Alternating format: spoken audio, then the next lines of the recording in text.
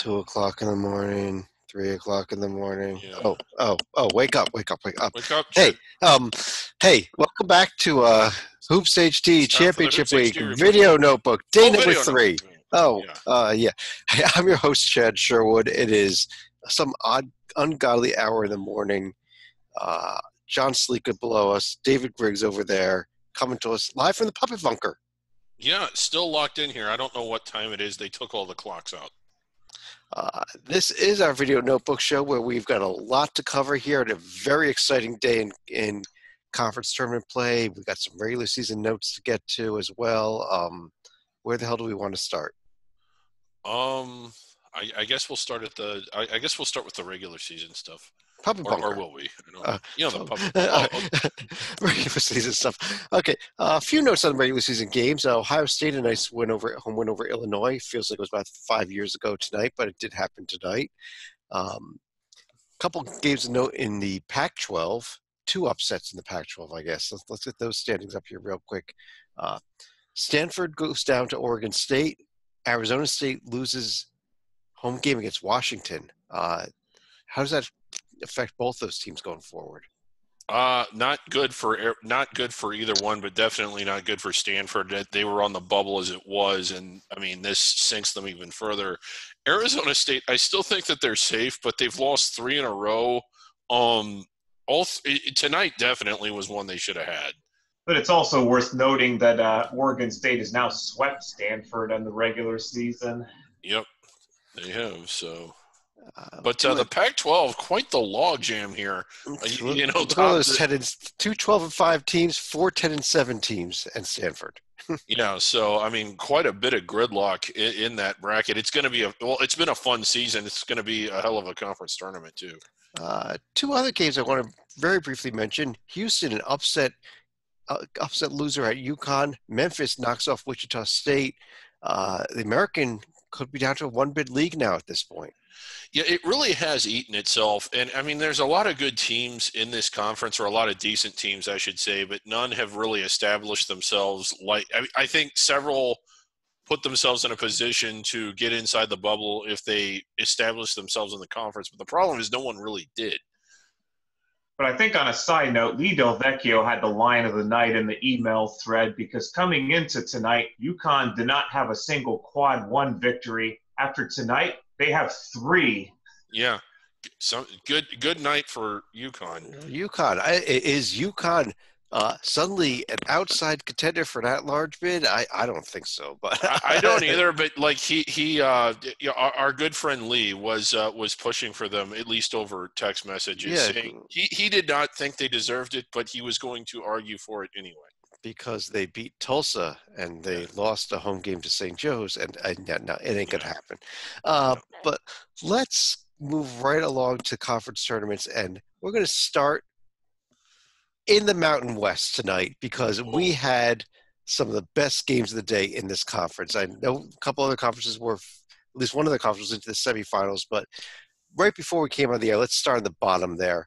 Heading into this season in the Mountain West, an 11 seed had never won a game in the conference tournament in the history of the Mountain West. Well, yeah, I mean, it hasn't been in this format for much of its existence. Never won a game. But never won a game. Last night, Wyoming knocked off Colorado State, and tonight, just before it came on, after only winning 2 conference games all season, Wyoming's already equaled that total of the conference tournament as they just pulled a huge upset over Nevada. I think to be fair to the Mountain West, San Jose State has usually been that 11 seed. Yeah, true. But yeah, and they're kind of riding high. They're feeling pretty good right now and playing pretty confident. And the team they'll be facing, San Jose or Utah State, didn't really look all that good in this game. In fact, they had to come from behind to win it. It looked like New Mexico was in control for much of that one. But all these games were fun. The San Diego State Air Force game, Air Force led for much of the game. San Diego State didn't get control and sort of blow it open until the end. But if you're looking for the real difference in the Nevada-Wyoming game, the Cowboys held Nevada to only, I think, 1 field goal in the final 10 minutes of the game, and that was a 3 in the final minute where Nevada cut it to 1, but after a pair of Wyoming free throws, they were unable to hit the game-tying 3.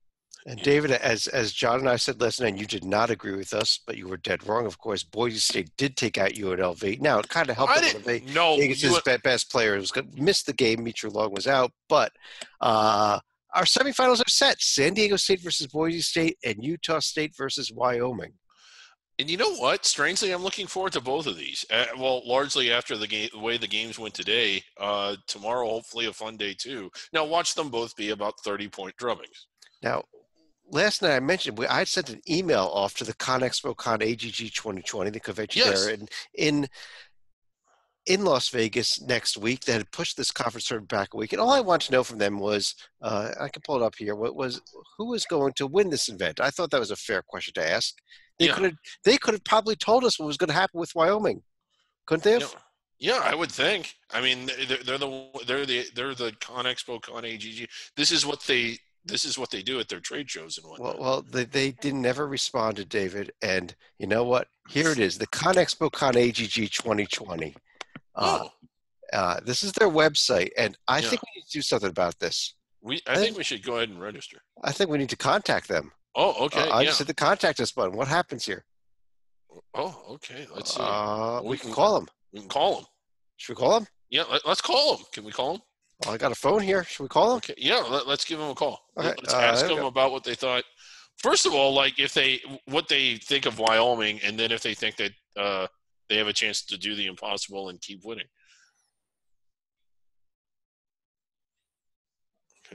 Is it calling? Is it ringing? For calling the Association of Equipment Manufacturers Show Management Office. We are currently closed. Our normal business hours are Monday through Friday, 8 o'clock a.m. to 4 o'clock p.m. Central Time. If you would like to leave a message during business hours, please press 1.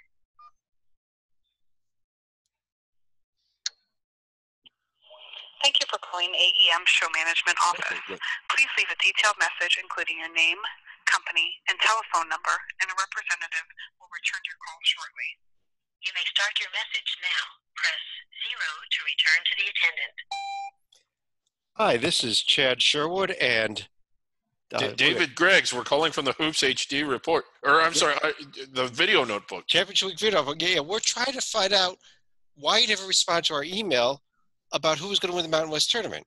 Yeah. Right? We would like to know. I mean, I don't know. Maybe you're swamped with emails about the Mountain West tournament and just didn't have time to get to it. Message complete. Press 7 to repeat your message.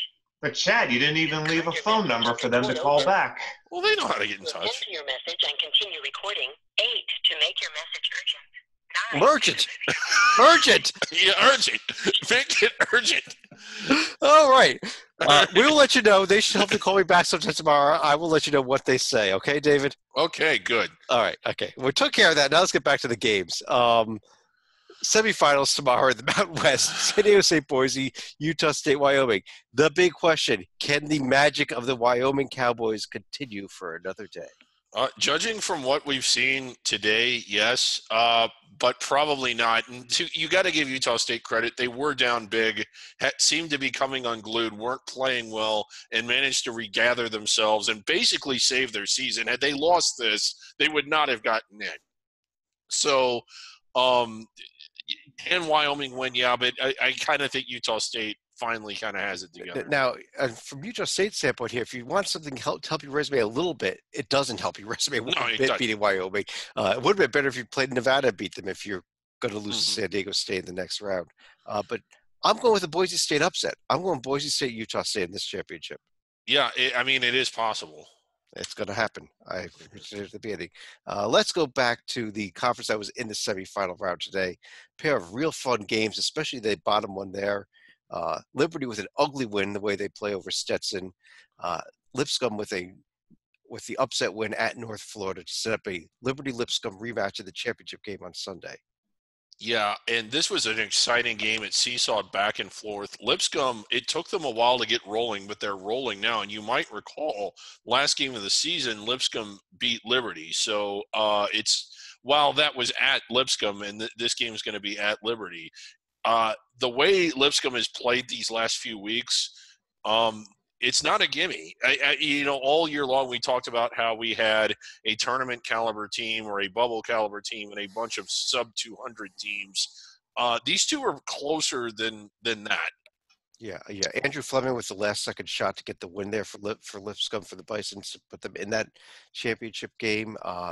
Again, it's not till Sunday, a couple days off here, but John, do you think that the Bisons could pull off one more upset? I don't know if I would necessarily call it an upset given how up and down Liberty has been, but it's definitely an upset. I do think Lipscomb is going to win, and I think Liberty will be the first team to clinch an NIT bid for the 2020 season. All right. It was quarterfinal round day in the Big South, and this conference was really not that exciting today at all. No, Charleston Southern made Radford sweat a little bit, but Radford got control in the final 10 minutes, I think, of the game. The Hampton game was over about 3 minutes into the game. Yeah. Winthrop Upstate was over right when the game tipped. And Asheville, Asheville was close for a while, but yeah, that was the closest. But this was really a kind of a But I think we kind of thought this needed to get past the quarters before it really got interesting anyway, and it kind of is. The chalk has basically held, other than Longwood, and here we go in the semis. Well, I thought Hampton was a better team than Longwood to begin with, anyhow. And I think we all. And David, what about these semifinals tomorrow? Radford, Hampton, Winthrop, Gardner-Webb. I like Radford at home. I know that they kind of struggled a little bit today, but now that they've sort of gone through the process of playing a game and have the momentum going, I think they win that one. The other one, a little bit of a toss-up. Winthrop has certainly looked the best or shown the highest ceiling, but they've also shown, especially late in the year, not always playing up to it. I kind of like Gardner-Webb in this one. Really? John, you with David? You get the Gardner-Webb upset to end what we really like this Winthrop team for a while this season? That would be the end of them? I'm going with an upset, but I'm actually going to do it on the other side of the bracket. I think Hampton is actually going to knock out Radford, and you'll probably see the Fighting Kelseys of Winthrop advance to the title game, and which they would host at Rock Hill. Well, I'll tell you what, I'm going to agree with both of you. I'm going to agree with David that Radford's going to win and John that Winthrop's going to win. I'm taking the top two teams here in the final. All right, so we're all in agreement. Let's go over to the Horizon League, where we had this weird little middle round. I guess it was technically a quarterfinal round game today. Oakland went to Green Bay, and Green Bay kind of controlled that game most of the way. Yeah. USC Youngstown was a good game, though that USC was able to finally put them away at the very end. And there was also one weird quirk tonight, but because they had some kind of academic event at Illinois Chicago, Loyola Chicago actually hosted the game tonight, even though they have not been in the Horizon for a few years now. Yeah, they were in the Gentile Center there, and not in UIC's the UIC Pavilion for that game. But wow, yeah, David, your thoughts on those games? Again, kind of impressed with Green Bay. I mean, I know we thought that they would win, but they certainly have a lot of momentum going in to Indianapolis next week, and it's just I don't know. The chalk is held. I think this is what we were kind of expecting. Wright State and NKU should advance, but we've also seen that they have Achilles heels and that they are beatable, and that Illinois Chicago is pretty schizophrenic. They can look really good or really terrible depending on the day. Yeah, now a few days off in this tournament, so we're not going to be talking about the Horizon League again until Sunday night when we preview Monday's games. But what's interesting about this, Oakland and Youngstown, the two losers, are going to play again, and the winner of that game will get the loser of the losers. No, wrong tournament. There probably is somewhere down here some brackets for that. Yeah.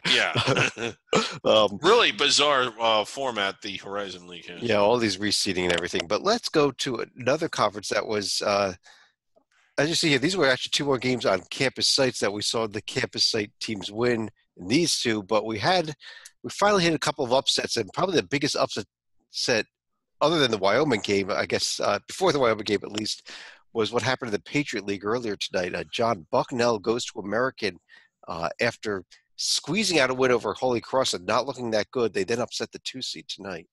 Well, by historical standards, Bucknell winning would not be an upset. Now, granted, this has been a different year for the Bison here, so I have to give them credit for pulling off the win at American, and Lafayette and Fran O'Hanlon also doing typical Lafayette things, getting at least one win in the conference tournament, knocking out Army. Yeah, Army kind of no-showed this game here. They made a little bit of a run late, but this game was not that close. David, towards the end of the season, Lehigh was in Colgate, and before the start of the game, during warm-ups, the backboard was shattered, and it was about an hour and a half delay. Tonight, there was a half-hour delay because the rim was out; it was broken in the building.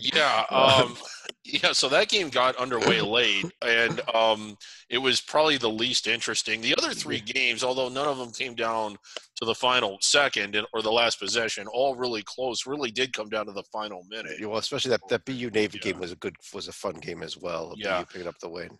Right, but Bucknell kind of steamrolling. I know you said correctly, Chad, that they struggled against Holy Cross the other night, but if you look at what they've done in the last couple weeks, it wouldn't shock me at all if they went to the roof and won. Yeah, that is the game. They'll be coming up again on Sunday. So again, a couple of days off here. Lafayette will be in Colgate. BU will be at Bucknell will be at BU.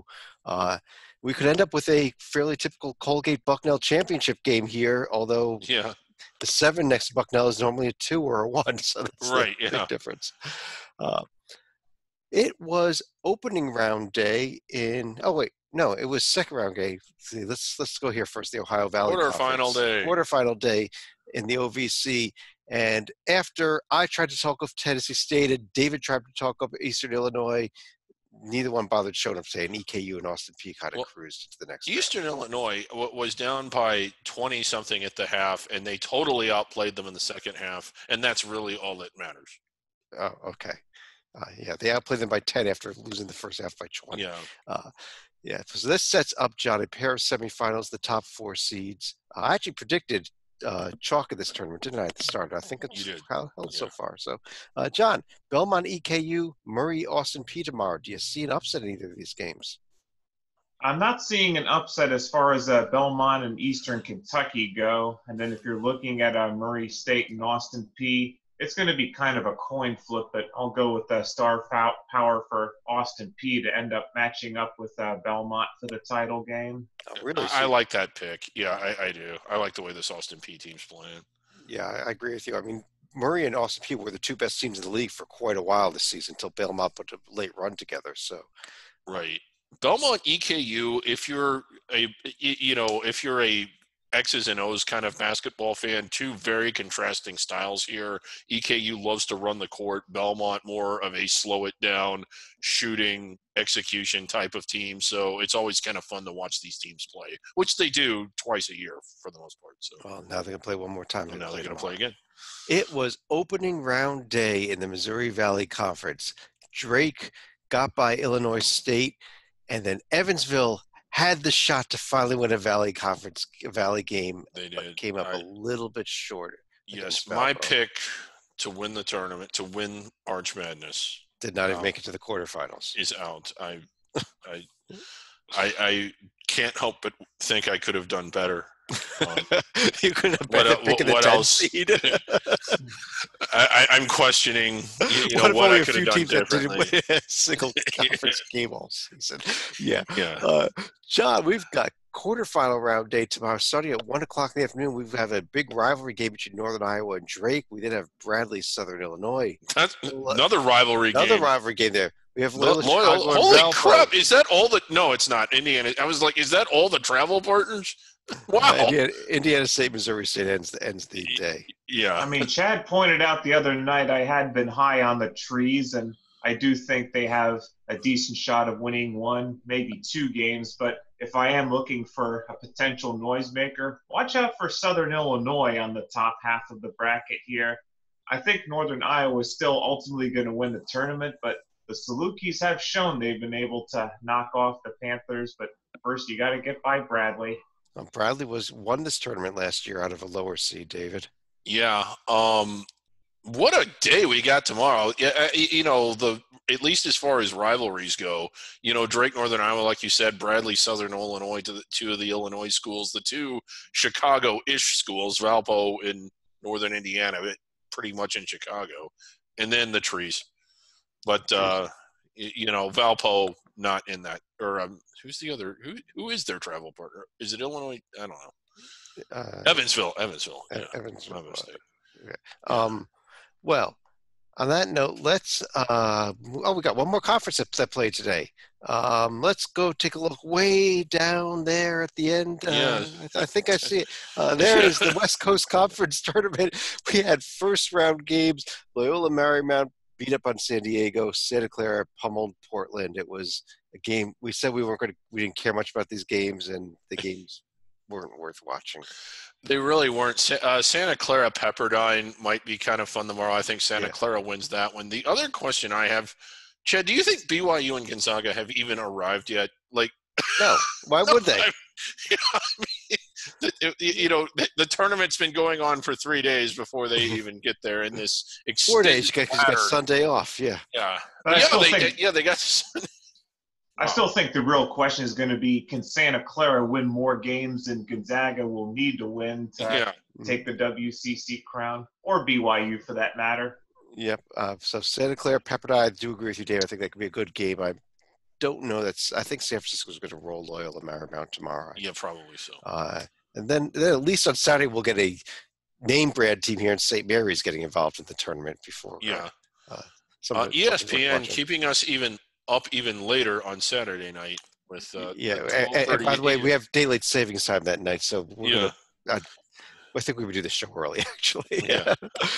But that was it for today's action. There is one other conference only one new conference kicking off tomorrow. It is opening round day in the SoCon, a tournament that is going to be absolutely fascinating, especially when we get to the quarters and the semis.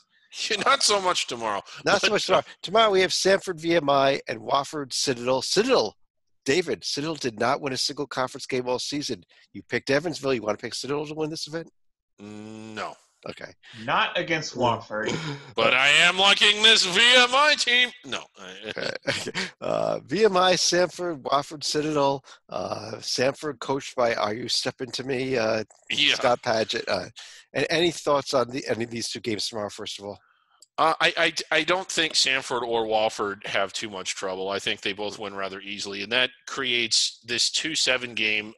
Perhaps the biggest rivalry in the conference, and a Wofford team that has played well at times, although they kind of fell apart down the stretch.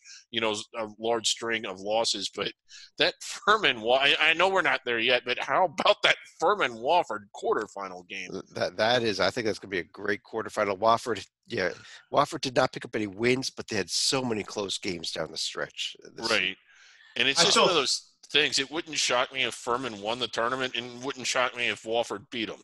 So here's the question I want to throw to both of you. Who does win this tournament? I think East Tennessee State is ultimately going to win the tournament, but they're going to have a headache in their semifinal game because keep in mind, Mercer beat East Tennessee State by double digits, and Western Carolina also had the Buccaneers on the ropes before ETSU needed a late comeback at home to beat the Catamounts. So it'll be a tightrope to walk for sure, and that's not a loss that really they can afford to take if they need to get the at-large bid. I'm going to go with Furman, Chad. I think if they get by Wofford, I know they have a really tough road because they got the rivalry game with Wofford and then potentially, likely, another really tough and what should be a great semifinal game against Greensboro. But I like the way that I just have a feeling about this Furman team. I'm with you. My pick to win this conference is Furman. I would not be surprised if ETSU got knocked off in the semifinals also, maybe by a Mercer, which means that I think we have a real good chance that we're looking at a two-bid SoCon. I think East Tennessee State. Mercer is really bad. If it's Western Carolina, maybe. But Mercer's been playing a lot better too, but I think East TSU could survive a loss. Yes, it'd be better if that loss is in the finals, but I think they can even survive a semifinal loss. So, okay. That, however, completes all of our previews for tomorrow's games. So, David, we want to go to our new feature now, our great moments in Hoops HD Championship League Video Notebook history. And I believe it was you were the one who was going to pick the Yes. Now, Chad, you did something last night that was absolutely ridiculous. It was awesome. It was incredible. You picked a memory from 2 days ago, which was us looking at a memory. really understand what you were doing there. That was actually going to be my last pick, but you stole it. But anyway, I want to go back. You may recall this, 2015, turning back the clock, and you might remember that was an incredible year. Kentucky was undefeated in the Final Four. Wisconsin knocked them off. Just the whole NCAA tournament, a lot of good stuff during championship week. And here is one of those great championship week moments. Still an under the radar conference. I believe this was the Big West tournament. Okay, but this was on our show. Yeah, this is on the show. Okay, Big West tournament. So let's go back and look at this. Just try and enjoy this here.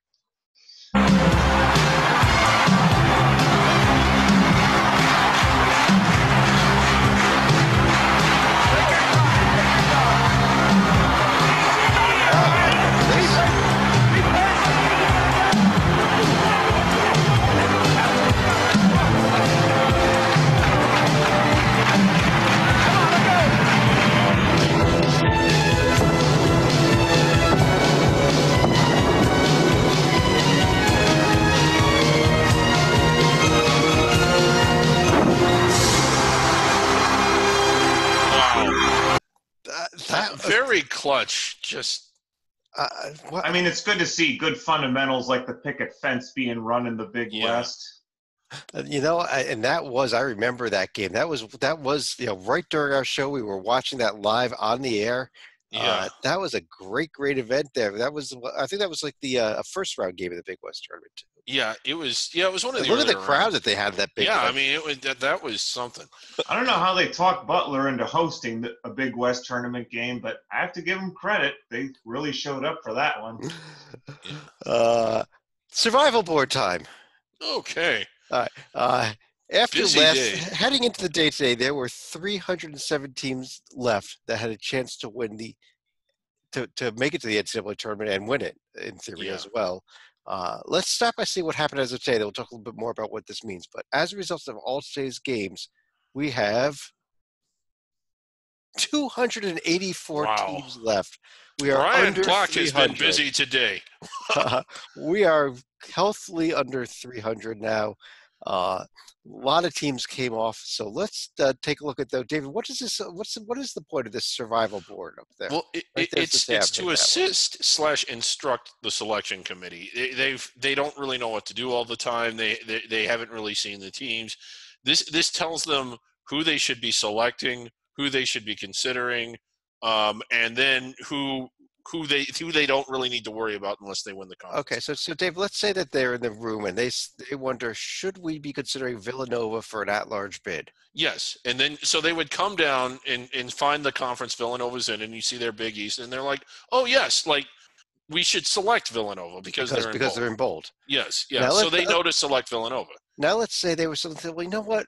I kind of think that Southern Utah should be on the at-large bid. Maybe. Oh well, I mean, in Chad, and it's thoughts like that that explain the importance of this board because let's say a committee member did think that. Now we scroll down there to the Big Sky where Southern, and you see, that shouldn't happen. They're not in italics or bold. So I mean, it thwarts off, among other things like that happening, Southern Utah being selected. Now, thanks to tonight, we don't have to worry about a team like Nevada either, so we've taken them off the survival board for your convenience. Yep, if you scroll down here to Nevada, except I can't because everything's frozen up, but if we could, then you would see that they're no longer there either. I think we're still recording, though, at least. I hope so. Yeah. Okay. Well, on that note, though, since I can't see anything, I'm going to leave this up for a little bit here until the screen unfreezes. But let's go to any final thoughts, John. Oh, keep in mind about this time last year, Belmont did have an injury issue during the Ohio Valley Conference Tournament where Nick Mazinski went down during the semifinal game and ended up missing the championship game against Murray State. But as of right now, to my understanding, Belmont should be completely healthy, and unlike last year, they are going to need to win the whole thing just to get their meal ticket. Absolutely. David. Kind of staying in the Ohio Valley, we didn't touch on this last night, but if you've probably heard by now, storms sort of ripped through that geographic area, particularly Nashville. Fortunately, no one from Belmont or Tennessee State, on campus, was affected. There was some damage, but there was a little bit of concern, would they even be able to make it to the conference tournament? But, both teams are there. Tennessee Tech not in the tournament at all, but apparently they reported no real serious issues either. So glad that they're there, glad that they're healthy, and we wish them, both luck, but certainly we're just glad that it didn't disrupt their – Hey, Chad, you back? Yes, I'm back. Okay. We're still recording. We might still be recording for all I know. Yeah, but I mean, Stalika basically signed off on it. I don't know if you could hear it or not, but we did a sign off, and then hold on a second. I think we're still